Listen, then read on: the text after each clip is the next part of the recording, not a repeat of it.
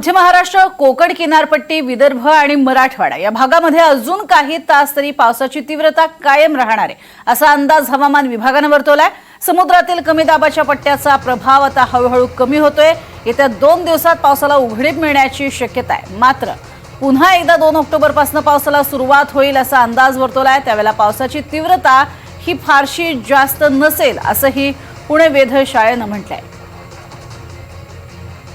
आता जो पाऊस बरसतो आहे त्याच्यामुळे शक्यतो आपल्याला याविषयीची माहिती घेणं गरजेचं आहे की आपल्या जिल्ह्यामध्ये आपल्या परिसरामध्ये पावसाची काय स्थिती राहील आणि ज्या प्रकारे गेले आठवडाभर हा पाऊस पडतोय त्याच पद्धतीने पुढे पडणार आहे का किंवा त्याची तीव्रता कमी होणार आहे का, या सगळ्या गोष्टींविषयीची माहिती आपल्याला हवामान तज्ज्ञ हे सातत्याने देत आहेत।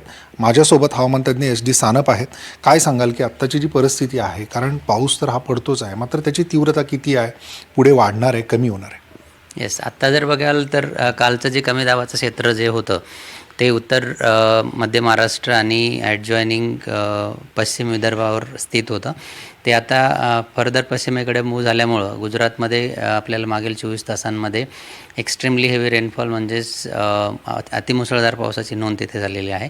आणि आता सध्या ते जे कमी दाबाचं क्षेत्र आहे ते तिथंच आहे आणि तिथे जास्त पाऊस पडताना सौराष्ट्राकडे स्पेशली तिथे जास्त पाऊस पडताना आपल्याला दिसतो आहे। आता महाराष्ट्राचा जर विचार कराल तर येणारे 4 ते 5 दिवसांच्या फोरकास्टमध्ये कोकण गोवासाठी येलो वॉर्निंग्स आहेत उद्यापासून कंटिन्युअस नेक्स्ट 5 ते 6 दिवस।